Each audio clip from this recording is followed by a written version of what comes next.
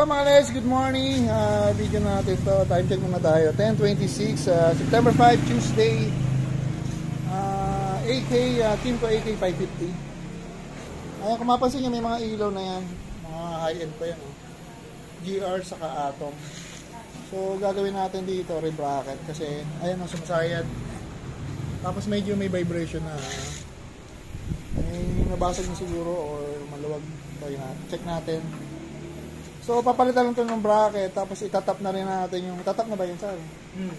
Yung horn passing at yung headlight passing na high. So hindi siya nakakabit. Hindi pinakabit ng previous owner.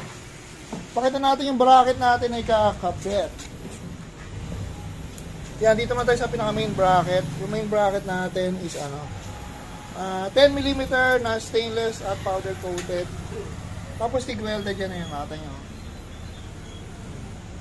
So pagka TIG welded, hindi na kailangan i-grind yung mismong welding yan. Tapos double dito yung arm palabas, double dito, support dun sa pinaka-arm ng pang-ilaw. Tapos yung butas niya is pahaba. Ito, ayan o. Tapos kung mapansin nyo, meron siya dito. Ganda yan mga LEDs. Ayan, nakabitin siyang ganyan. Takit doon. Tapos yung umakyat, nakaganyan. Nakaganyan. So, nakabitin niya sa, nakatuloy ito sa metal part. Tapos bumaba rito pag ganon. Ayun. So, yung mismong bracket, nakakabit sa metal part kasi sa taas nga nakadugtong. So, kaya siya matibay. Tapos, may binibenta tayong additional na ganito. Kasi ito, nakaset to sa mga medium na ilaw lang. Small to medium lang. Kasi pagka sinet natin sa malaki, masyado na malayo. So, meron tayong kinakabit na ganito. Ayun o. So, yan. Pwedeng di ganon. Pwedeng ganon. So, kung saan mas bagay yung ilaw nito. Kasi yung auxiliary light nito is malaki. Yung GR light niya na yung may yung LED. So, yan ang gagawin natin dito. Change bracket. At syempre, konting tap na rin ng wiring para gumana yung mga passing niya. So, yan o. Available to sa Shopee namin si OD. Ano ba ito nga post? 2,500. Stainless na powder coated at TIG welded. Tapos pag kinakabit nyo, minimal lang naman yung bayad dito. So, pwede nyo naman pakabit. Kasi ito, bukod to. Saan ba to? Beto namin ito, 300 dalawan. So, makapal yan, 4mm. Tapos ito, 10mm na solid. Stainless. Ayan ang ilaw niya, hindi bigat to. Pakita ta, sir. Okay, sir. Ha? Okay. Ay, si Sir Lester, suki-suki na rito. Ilang taon na masuki, sir? Ang dami ng motor na ito. Nag-buy and sell ka talaga, sir, no? So, ano lang yung gustong motor? Buy and sell na naglilibang na, sir. Mag-type ngayon gamitin yung sa motor, type niyang i-try magkaroon. Tapos, bebenta rin. Experience. Anong next prospect mo ng motor, sir? Wala pa, sir? Hindi mo na. Ayun, no? Pero sa AK, sir, maganda talaga, no? Kasi galing ka na sa AK. Pang-apat na. Sa exciting, di ka na umulit, no? Hindi na. Pakupad. Ay, kami magalit. Sakto lang ang tulin. Sakto ang tulin exciting. Slack na lang. Pagka kasi naka-exciting ka, tapos nag-AK ka, parang hindi ka na magda-downgrade, no? Pero dati exciting, okay na eh. So, ayan, yun na ang tip namin. Pagka from exciting, tapos nag-AK ka, siguro hindi ka na babalik doon kasi sa bigat, halos di mo magkakalayo. Tapos sa height, Mababa pa. oo. At mabigat lang ito ng mga ilang kilo. Ayun, yung tunog panalo rito. Sound test kaya natin. Pogi, start mga pogi. Start natin si Boboy. Pakita lang natin. Pakikita ko ba yan? No? Yung shock mo. Huwag na. Pwede. Ay, sige, pakita natin. Big time ang setup nito. Nakita nyo naka-GR light. Tapos dito Atom. Tapos ito full system ng Malossi. Huwag mo na start boy. Tapos ito pinaka big time setup nito.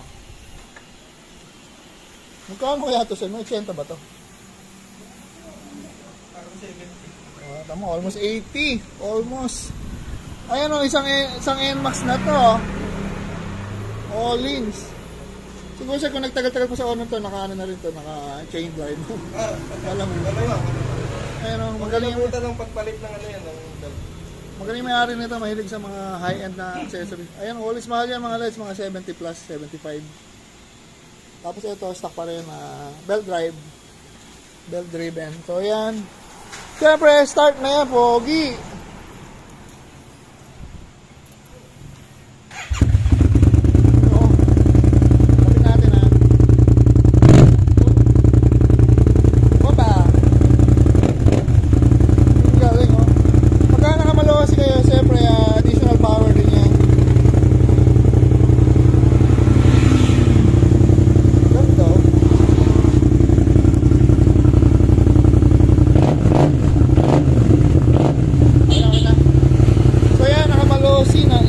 Tapos naka-all-ins, naka-GR lights. Busina air horn. Baka ano na to, Denali sound bomb. Denali. No. Split. Malamang to sa Denali. Hindi yan yung compact horn na type R. Sa may-ari na sa tunog pa lang eh. Tunog mamahaling busina na rin yan. So ayan mga LEDs, Kimco AK550 na yun, hindi pa siya premium, first gen. Ito pa first generation, no? Parang wala pa naman siya dati, no? So, masasabi lang namin, masarap talaga mag-AK. So, yan. Thank you. Yan mga guys, update lang natin itong ginagawa natin na Kimco AK550. Pakita lang natin for awareness lang. Ito, asan na ba yung plastic? Dati na naka-bracket to, di natin pakita. So, ito nga yung issue no, na pangalawang beses namin ito na-encounter. Na pagka inuga yung bracket, umuuga na to. Ayan, parang ganyan no. Kasi nga, ay customer, may nabasag, kagaya nito. Kaya yung bracket namin, hindi kami naglagay ng tornilyuhan dito sa part na to kasi alam namin karugtong ng signal light kasi malutong nga yung plastic na to, yung transparent. So, yun nga, nabasag na. Dito yan mga LEDs, ayun o. Yan. Ayan, di natin mabagitin kung saan gawa to. Basta mapakita lang natin na yun talaga naman issue nito eh, sa bracket niya. Kasi nga, especially pag mabigat yung ilaw, magpe-pressure yung bracket, mahihila niya ito pababa, kaya nababasag. Tapos yung kakabit natin bracket dito, syempre iba na, nakatuloy nyo na sa chassis. So, yung bigat ng bracket, yung bigat ng mga ilaw, nakatuloy yan dito, packet dito, dito yung tuloy yan. Ayun, dito nakabitin. Pinakita ko sa inyo kanina. Tapos sa baba yung flat bar, kaya sara. Yun yung nagdadala ng bigat ng bracket. Ayan o. So, available yan sa Shopee. Available din dito for only 2,500. So, heavy duty, powder coated stainless bracket. Pang AK 550 saka premium available din. Ganda na rin yung mga pang exciting. Tapos, yun nga, ito yung tinatanong ni Sir, saan tatap to? Pagka nakabili kayo ng GR, meron siyang naka-label dito eh. Eh boy, ano na ba ito? Nakasaksak? Hindi na may hila. May hila pa? Tinali na eh. So, may mga ano to, ito. Ayun ang pa-store. Basta yung mga wire na to, isa nito tinatap sa high ng headlight. Tapos yung isa naman, sa busina, kailangan positive trigger. So, kung motor nyo is mga Honda,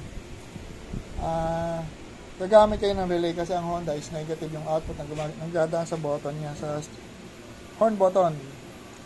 Sa X-Max naman, may nagtanong sa X-Max hindi may tap sa high. Hindi ko pabisado sa X-Max B2 kung negative or positive. Pagka negative, mag-relay din kayo para maging positive yung output. Para may tap niyo yung passing, saka horn passing na rin. Ayan mga LEDs, basag na oh. So, kaya naman, maski basag na, hindi na kasi tayo magtutunog rito sa chassis na nga dito na nga. So, matibay na rin siya kasi nga sa metal part nakatornilyo. Bilig kasi ng ilaw nito eh, you know, GR light. Ay, mag-zoom. Hindi pa lang zoom. Ayun. Basta yun. So, yan. Change bracket tayo rito, tapos itatap lang yung wiring. Okay na. So, yan. Thank you. Yan mga LEDs, natapos din Kimco AK550. Ito yung pinalatan natin ng auxiliary light bracket.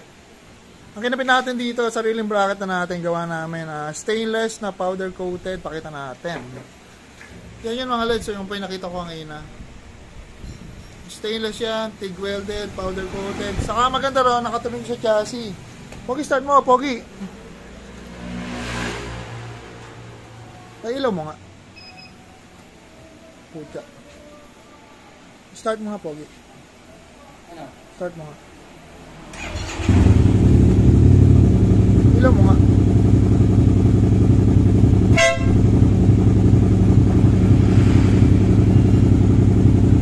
Parehas mo sa akin pag ginano, parehas lang.